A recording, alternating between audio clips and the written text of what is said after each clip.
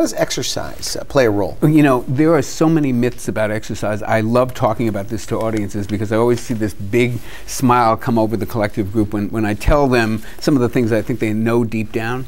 Let's start with the fat burning zone. That's one of the biggest myths. I talk about that. I have a whole essay on that in my ebook, The Weight Loss Coach Handbook. I call it an urban legend. The fat burning zone is an urban legend. It's a myth that's basically supported by aerobics teachers who can't do math. This is how it works. When you are sitting here right now, you're burning fuel. You're burning a mix of fatty acids, carbohydrate from glucose, and some amino acids. We are always burning a mix of fuels at all times. Right now, you're burning a higher percentage of fuel from fatty acids, but you're only burning about 1 calorie a minute.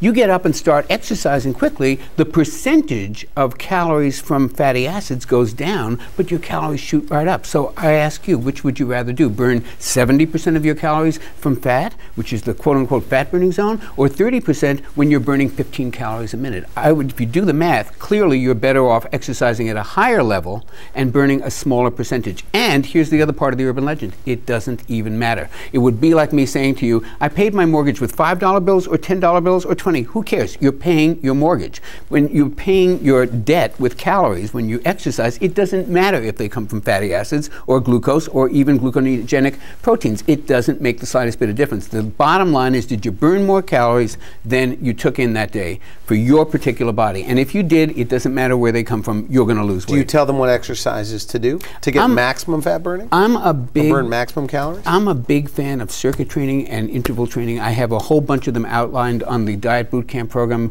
different interval and circuit training things. I'm a big believer in doing sprints, in doing high intensity exercises, doing full body workouts, going through the gym, one exercise after the next with very little rest, jump on the treadmill, do a 1 minute wind sprint, go back to the machine. You can do the whole thing in 30 minutes. I've got about 15 different routines like that outlined in the Diet Boot Camp. What about a person that is completely out of shape? They haven't worked out in years, and they hear your program and they hear things like sprints. Yeah.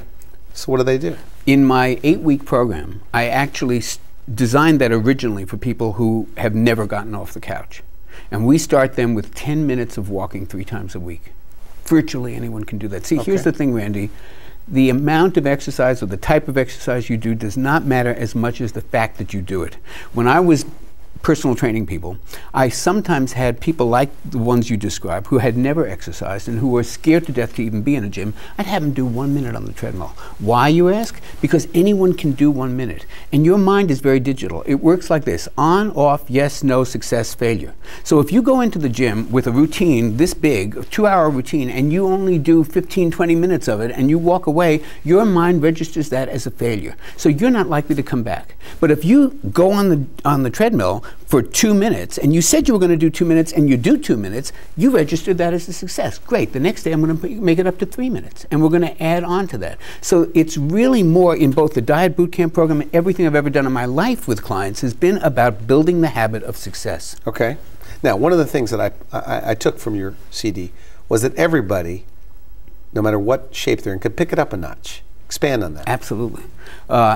Again, if you're doing 40 minutes of cardio, if you're one of these people I see at the gym who's got the iPod in their ear and they're reading the newspaper and they're just chugging along, you're probably not getting the most you could get out of that workout. You'd probably be better off if you're on a subjective scale of, say, 1 to 10, instead of working out at 5 for an hour, take a minute and go to 9, and then bring it back down. Let your heart rate recover. Do it again. Do 8 of those. You'll get so much more out of it. Have you ever seen a fat sprinter? Is there scientific reasons behind this, by the way? There are scientific reasons behind this, and there are studies that actually support it. But let me give you an evidence of your eyes. Have you ever seen a jiggly sprinter? No. But you've seen jiggly marathoners. Right. Right. Sprinters who work out for 45 seconds at a time tend to have bigger muscles and lower body fat. It's a very effective way to both build muscle and to get cardiovascular benefits. And you outline the why in your book. I do. We talk about that in a couple of them. In the Diet Boot Camp program, I talk about some of the myths of exercise. And in the Diet Boot Camp actual journal, there are a number of routines that actually take advantage of this. The whole Diet Boot Camp program is really about empowerment.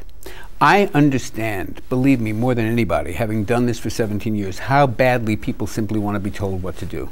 But here's the deal, it doesn't work. Nobody likes to really be told what to do, and nobody follows it very long. The real action is learning inside you what works for you and what you're really going to do. It's like we used to have these huge discussions in New York City because they were opening gyms on every corner, and they'd go, what's the best gym? And the answer to that was the one that you actually go to. That's the best gym for you. Okay. And it's the same thing with a dietary strategy. It's the same thing with an exercise strategy. It's got to be something that works organically for you. So all of my programs, especially Diet Bootcamp with the journal and the questions you ask yourself, are really about discovering what's going to be a good fit for me. Not necessarily for my neighbor, not necessarily for you. That's why some people do real well on vegan diets, not many, but some do. Some do real well on high protein. We're all biochemically different. And we can't expect that following the same program is going to really produce results for everybody. It's not.